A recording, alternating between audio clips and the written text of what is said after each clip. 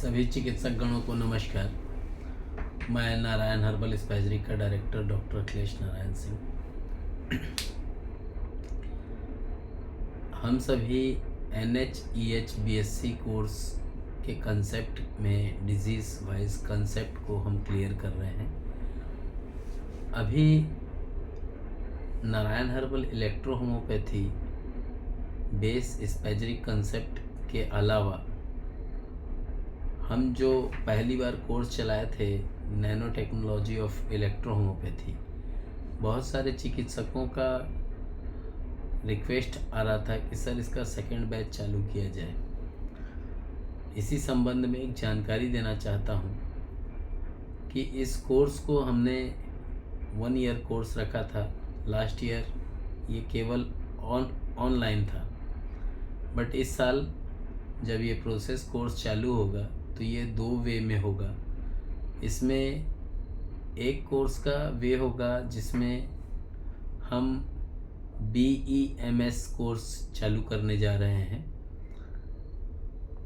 जो कि 3 साल का रेगुलर कोर्स होगा और 1.5 साल की इसमें एंट्रेंसशिप का भी प्रावधान हमने रखा है।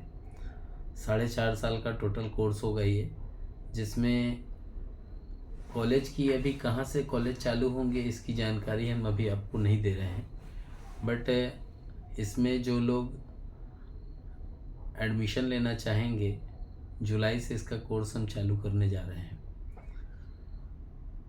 साथ ही nano technology of electro homeopathy, जो कि इलेक्ट्रो होम्योपैथी की एडवांस टेक्नोलॉजी के साथ हम उसको सिखाते हैं और इसके द्वारा जो चिकित्सक निर्मित होते हैं वो चिकित्सक इलेक्ट्रो होम्योपैथी के फील्ड में एक्सपर्ट्स होते हैं।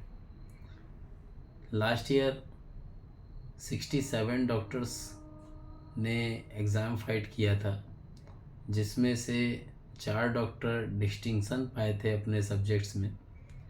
कुछ एक को फार्मेसी में, कुछ एक को एनाटॉमी फिजियोलॉजी में, कुछ एक को प्रैक्टिस ऑफ मेडिसिन में अव्वल नंबर मिले थे। इसी संबंध में nano technology of electro homeopathy course को ऑनलाइन 6 महीना, 3 महीना एंट्रेंसशिप और 2 महीना एग्ज़ाम की पीरियड होगी। इसमें टोटल 1 ईयर का कोर्स का प्रावधान हम रख रहे हैं। 6 महीने की ऑनलाइन जो क्लासेस होंगी वो, और साथ ही जो लोग इसमें एंट्रेंसशिप करना चाह रहे होंगे जिस स्टेट से भी होंगे वो बताएंगे अपना।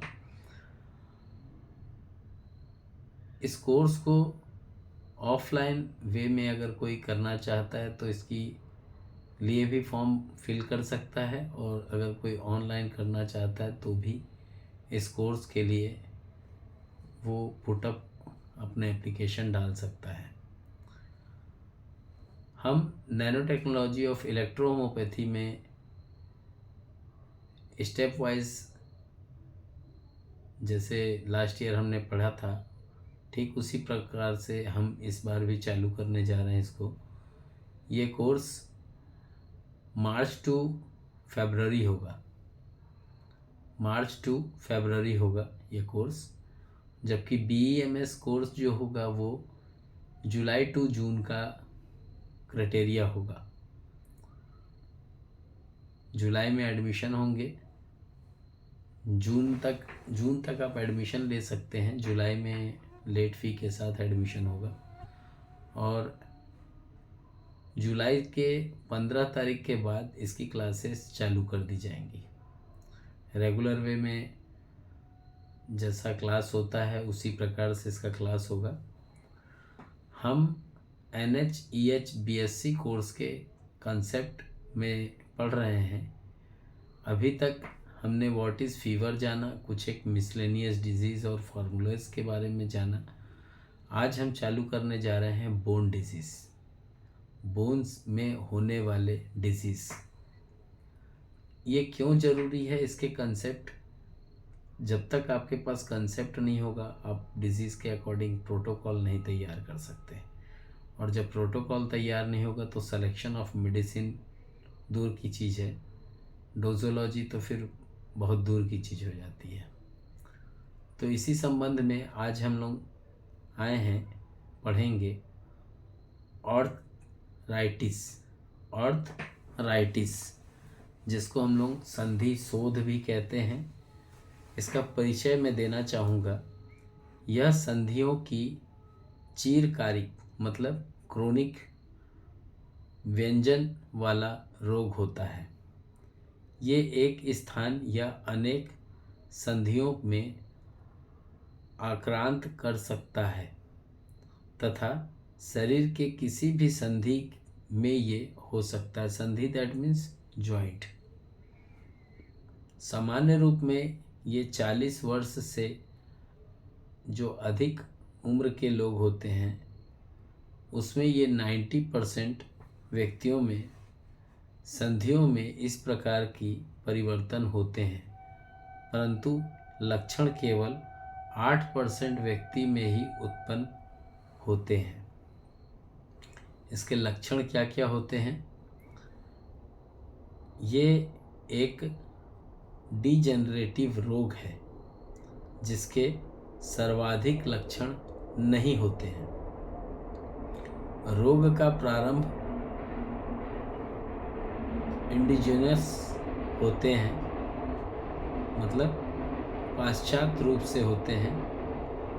रोग मध्य आयु अथवा अधिक अवस्था का जो व्यक्ति होता है, जिसकी उम्र ज़्यादा हो सकती है, उसमें एक या अधिक संधियों में पीड़ा होती है। एक या अधिक संधियों में पीड़ा के साथ उस जगह पे अकड़न, जिसको हम लोग स्टिफनेस, और कभी कभी करकराहट की आवाज़ समझ में आती है। व्यक्ति कसक जाता, आह, ऐसे। चलते फिरते या काम करने के बाद संधियों में पीड़ा होती है। पीड़ा हल्की अथवा तेज हो सकती है। विश्राम के बाद समय, जब व्यक्ति प्रातःकाल में सो करके उठता है तो जो उसकी संधियां होती हैं, जॉइंट्स जो होते हैं, वो जकड़े हुए महसूस होते हैं। संधियों में सूजन, स्पर्श सहता, और कभी कभी वहाँ पे हिटनेस महसूस होती है। उसमें द्रव का संचय भी होता है। हो सकता है कि उस जगह पे द्रव का संचय, जो संचन होना चाहिए था, वो अधिक हो रहा हो या ना के बराबर हो रहा हो। सामान्यतः हड्डी में वृद्धि पर डिफॉर्मिटी बहुत कम होता है। संधियों की गति सीमित ही रहती है। रक्त के जो ESR होते हैं उसमें आपको वृद्धि मिल सकती है, इंक्रीज़ हुआ हो ESR, ऐसा आपको उस जगह पे दिख सकता है। जिन संधियों पर शरीर का भार पड़ता है उसमें ये रोग अधिक होता है, और सीढ़ियों चढ़ने पर दर्द बढ़ जाता है। सर्वाधिक घुटने व जो हिप होता है, कूल्हे की जो हड्डी होती है, वो प्रभावित होती है। कूल्हे की जो संधि होती है प्रभावित होने के साथ ही जांघ से बाहर की ओर जो पीड़ा होती है, जांघ से बाहर की ओर का जो बोन होता है उस जगह पे पीड़ा अधिक होती है। कूल्हे की जो संधि होती है, जो हिप जॉइंट की, जो हिप का जो जॉइंट होता है, वो प्रभावित होने के बाद जांघ जो होता है ऐसा लगता है कि बाहर की ओर जा रहा है और उसमें असहनीय पीड़ा होती है।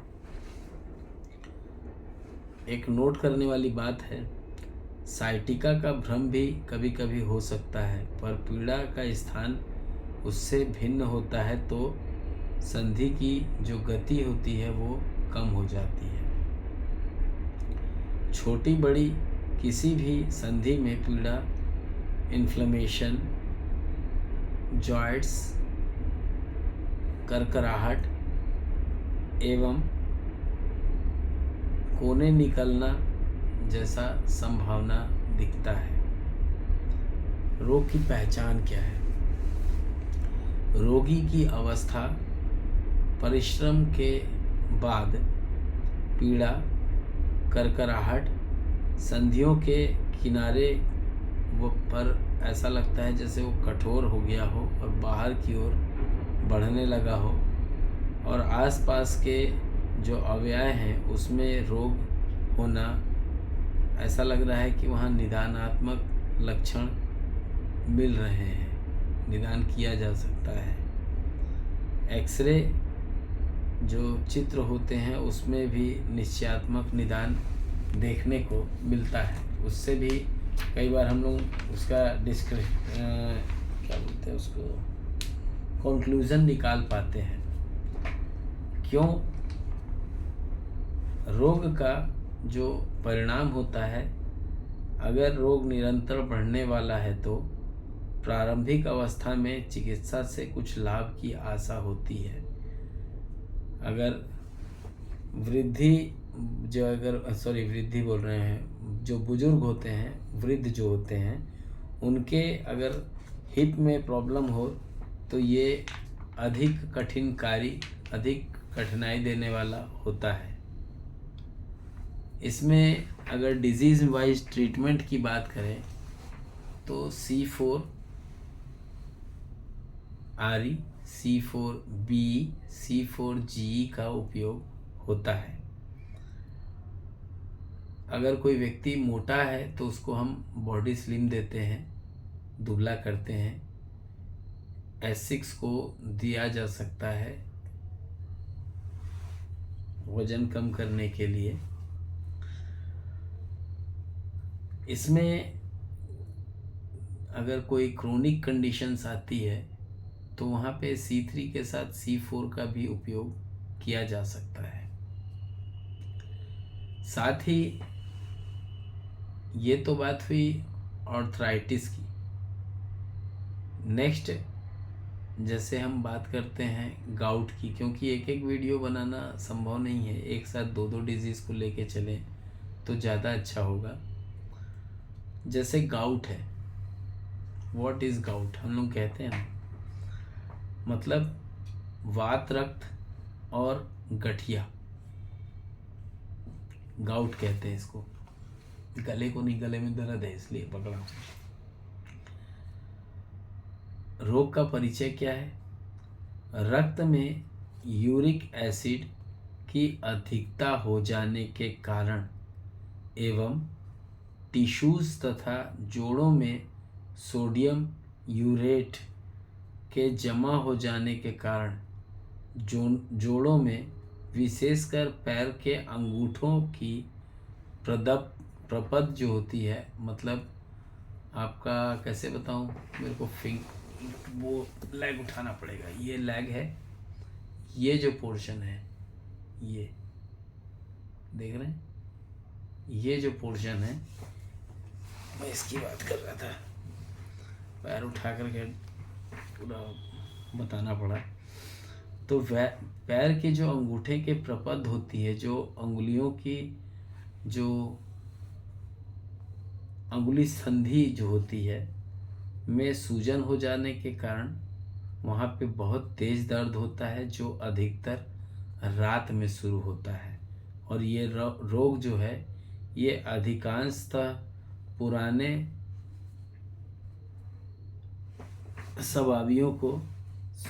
शराबियों को होता था पहले, अब तो कॉमन हो चुका है। ये कॉमन हो चुका है मतलब सब किसी को भी हो जाता है, बट पहले तो जो बताया मैंने उन्हीं को होता था।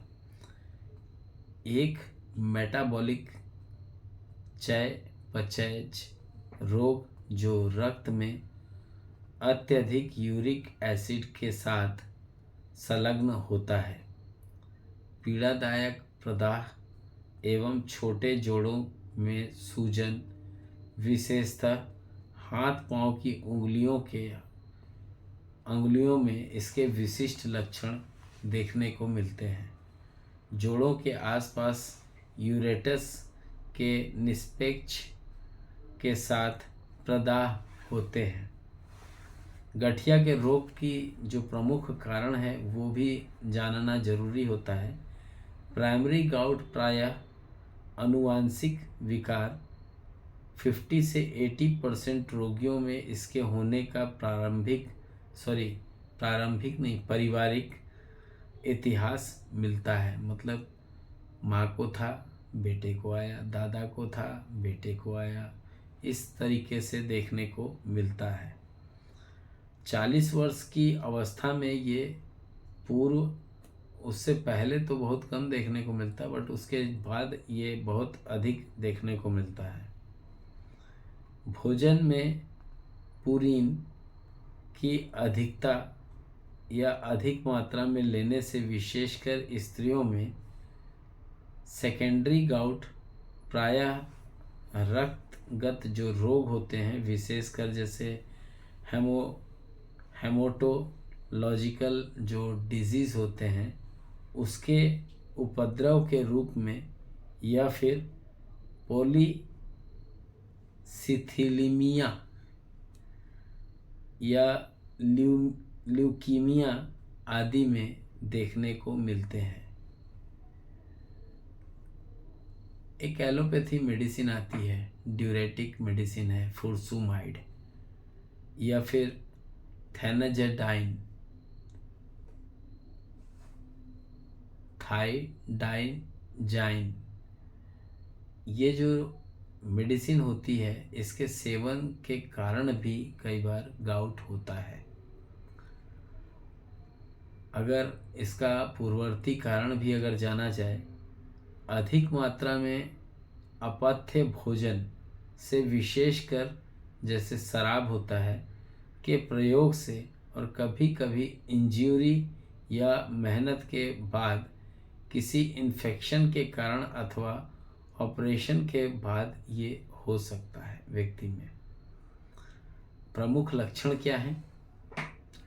रोग का प्रारंभ एक्यूट, मतलब प्रारंभ बोलना चाहिए, तीव्र जो होता है एक्यूट रूप में होता है। साधारणतः रात्रि के समय में पैर के अंगूठों का जो जोड़ होता है, जो मैंने अभी दिखाया, बहुत आसानी से प्रभावित होता है। कूल्हे तथा जो कंधे का जो जोड़ होता है उस पर भी प्रभावित होता है। एक दौरे में एक से अधिक जोड़ों को ये प्रभावित कर सकता है। जैसे जैसे रोग का दौरा बढ़ता है, दर्द भी उतना ही तीव्र होता है।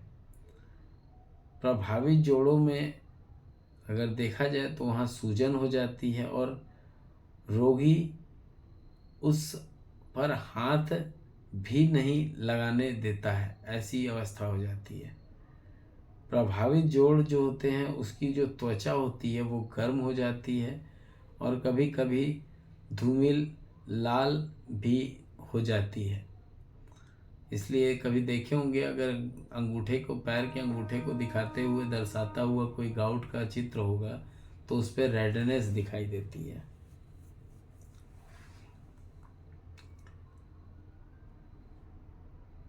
कान के ऊपरी भाग में, हाथ व पैर में जो टॉफ़ी होती है वो पाई जाती है। प्रायः फीवर जो होता है वो इसमें सामान्य ही तौर पे होता है। और इसके बाद अगर हम बात करते हैं तो अगर ये कंडीशन लगातार बनी रहती है जिसमें हाथ पैर टॉफ़ी पाई जाती है, साधारणतः ये महीनों में या सालों में रोग का जो कोई लक्षण नहीं दिखता है, इसके बाद भी तीव्र रूप से इसमें दर्द प्रकट होता है, दिखता है व्यक्ति को जिसको हुआ रहता है। रोग की क्रोनिक अवस्था में क्रियाहीनता और विकलांगता विकसित हो जाती है।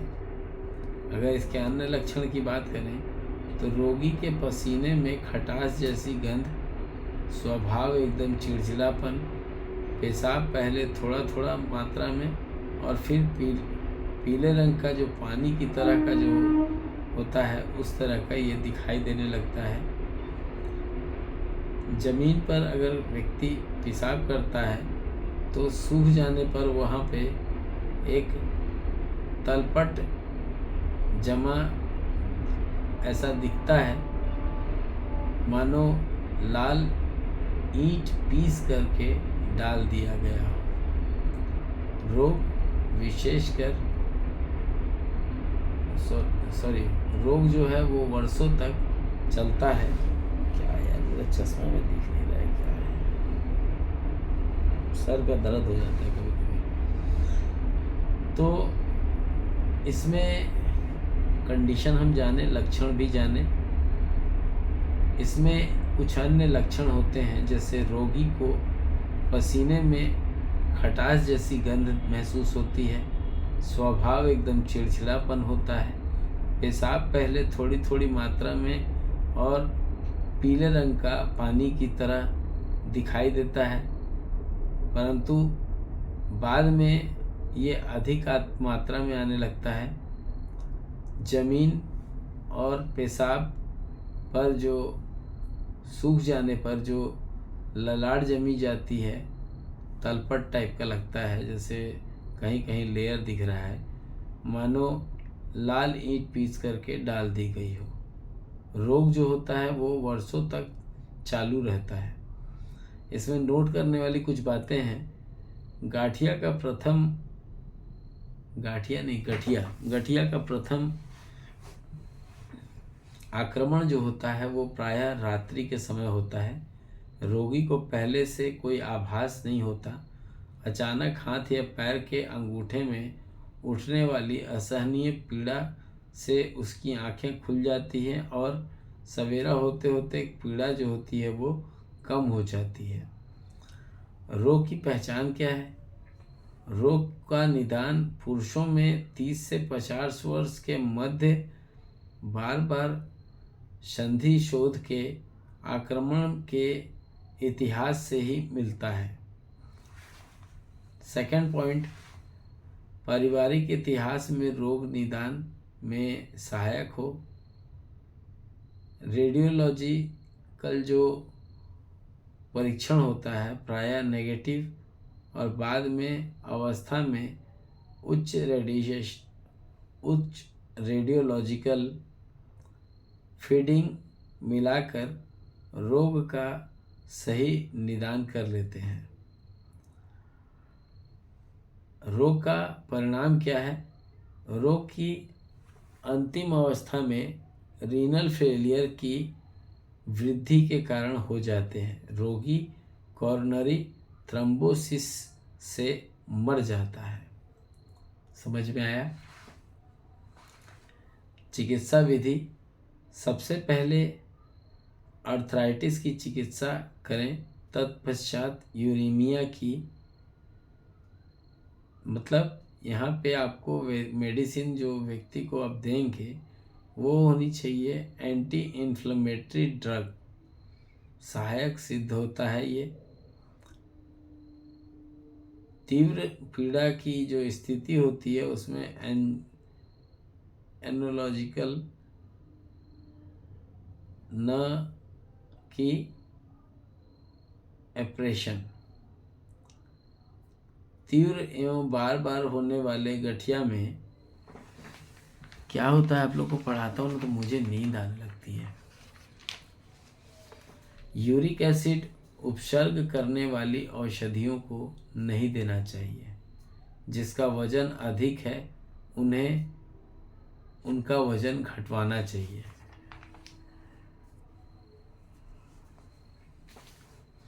इसमें खाने वाली चीज़ें क्या है और नहीं खाने वाली चीज़ें क्या है वो भी मैं बताना चाहूँगा। प्रतिदिन पर्याप्त मात्रा में जल को पीने को देना चाहिए। प्रतिदिन काफ़ी मात्रा में, या यूँ कहूँ कि सुबह उठते समय 1 गिलास गर्म पानी में मेगा सल्फेस, किस में मिलता है मेगा सल्फेस बताइए?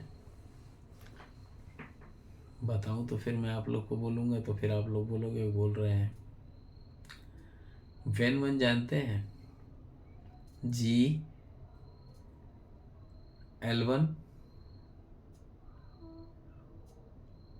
है ना।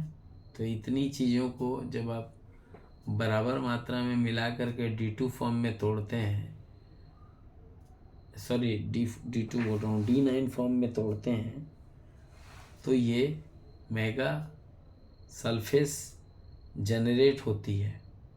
इसको आप चाहें तो हल्दी में लपेट करके लगा सकते हैं, और इसको आप चाहें तो इसको पिला भी सकते हैं। मेल को पिलाएंगे तो 5th दीजिएगा, लेकिन फीमेल को पिलाएंगे तो 8th दीजिएगा। मेल को दीजिएगा तो 5 ड्रॉप, फीमेल को दीजिएगा तो 2 ड्रॉप। ठीक है। ये एक दूसरी चीज़ है, क्या है, गठिया की जो चिकित्सा की जो खुराक होती है वो भी मालूम होनी चाहिए। व्यक्ति की डाइट और कुछ एक परहेज भी इसमें कराना पड़ता है जब गाउट की बात होती है तो, क्योंकि ये स्वीट जो ब्राइड्स होते हैं अगर इसमें लीवर के ऊपर एक्चुअल फैक्ट पड़ता है, इसलिए यहाँ पे लीवर की मेडिसिन को भी लिया जाता है। और इस तरीके से ये जो क्लास है जिसको हम लोग NHEHBSC कोर्स के नाम से हम इस कोर्स को पढ़ रहे हैं, इसको आज ऑर्थराइटिस और इसके अलावा में मैंने गाउट को समझाने का प्रयास किया है। क्लासेस आपको कैसी लगी बताने की कृपा ज़रूर करेंगे। अपने कमेंट के माध्यम से अगर कोई सुझाव है आपके तो उसे भी हमें आप प्रस्तुत कर सकते हैं। जय हिंद, जय इलेक्ट्रो होम्योपैथी, जय काउंट सीजर मेटी जी, जय नासक मेथोडोलॉजी।